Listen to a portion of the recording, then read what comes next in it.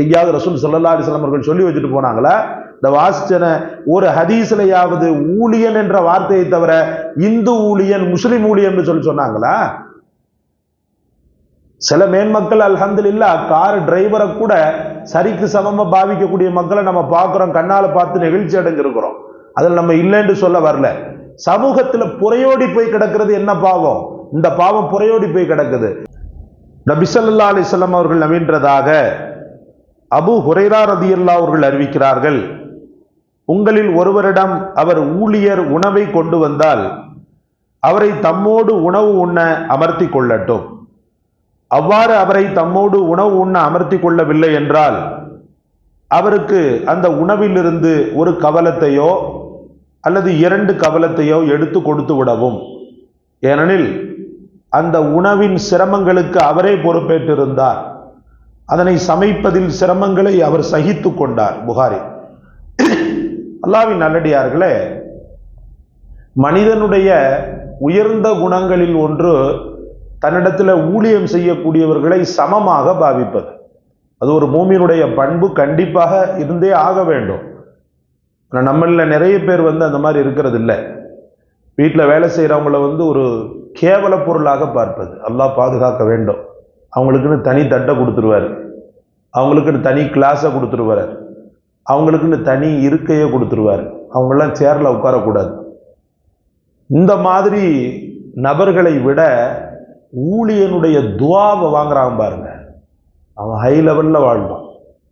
அன்னைக்கு ஒரு காணொலியை பார்த்தேன். அதில் ஒரு நடுத்தர வயது பெண்மணி அவங்க சொல்றாங்க, அதாவது என்னுடைய வாழ்க்கையில் நான் அடைந்த ஒரு பெரும் செல்வமாக நான் வீட்டில் வேலை செய்கிறேன் பாருங்க, அந்த அம்மாமார்களை, அங்கே இருக்கக்கூடிய பிள்ளைகளை நான் நினைக்கிறேன் அப்படின்னா.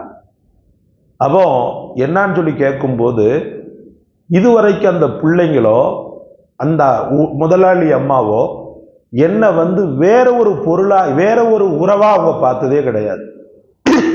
அவங்க எப்படி சாப்பிட்றாங்களோ அதே மாதிரி தான் என்னையும் சரிக்கு சமமாக டேபிள்ல உட்கார வச்சு சாப்பாடு கொடுப்பாங்க. அவங்க மாற்று மதத்தவங்க. நான் என்ன சொல்ல வர்றேன்னா, யாரு கடைபிடிக்கணுமோ அவன் விட்டுட்டான். யார சம்பந்தம் இல்லாம நினைக்கிறோமோ அவங்க அதை என்ன செய்யறாங்கன்னு சொன்னா கடைபிடித்து கொண்டு வெற்றி பெறாங்க, உலகத்தில் புகழ் வெளிச்சத்தில் இருக்கிறாங்க.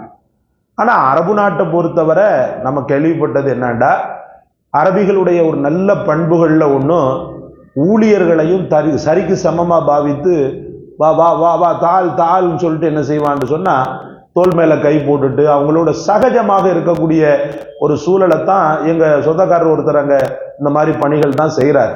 அவர் சொல்வார், ஹஸ்ரத், இந்த தமிழகம், இந்த இந்தியா போன்ற இது போன்ற நாடுகள்ல மட்டும்தான் இந்த மாதிரி பாகுபாடு பார்க்கக்கூடிய தன்மை இருக்கிறதே ஒழிய, அரபு நாடுகள் அனைத்துமே, கத்தார், லெபனான், அது இதுன்னு சொல்லிட்டு எத்தனை நாடுகள் இருக்கிறதோ அத்தனை நாடுகள்ல உள்ள அரபிகளும் இந்த சுன்னத்தை கடைபிடிக்கிறாங்க. ஹஸ்ரத், என்னுடைய அரபி, என்னுடைய அந்த ஷேக் இருக்கிறாரே, அவர் இதுவரைக்கும் என்ன தனித்த பொருளாக பார்த்தது கிடையாது, தனித்த ஒரு உறவாக பார்த்தது கிடையாது. அவர் வீட்டில் உள்ள உறவாத்தான் பார்ப்பாரு. அந்த கண்ணியத்துல தான் 30 வருஷ காலமா வேலை பார்க்கிறாரு. அவருக்கு இப்ப வயசு 60+. அவர் 30 வயதுலயோ என்னவோ போனாருன்னு சொல்றாங்க. 30 வருட காலமாக ஒரே அரபிட்ட வேலை பார்க்கிறாருண்டா, அந்த பண்பும் அந்த நற்குணமும் தான் காரணம். சகோதரர்களே, நம்மள அந்த பண்பு இல்லாததுனால் நேத்து வச்ச மீந்து போன குழம்பு, இந்துக்களா இருந்தாலும் என்ன, அவங்களும் மனிதர்கள் தானே. முஸ்லிமுக்கு மட்டும் உயர்ந்த உணவு கொடுக்கணும், இந்துக்கள் நம்மள்ட்ட வேலை பார்த்தாங்கன்னு சொன்னா அவங்களுக்கு மட்டமான உணவு கொடுக்கணும்னு சொல்லி எங்கேயாவது ரசூல் ஸல்லல்லாஹு அலைஹி வஸல்லம் அவர்கள் சொல்லி வச்சுட்டு போனாங்களா?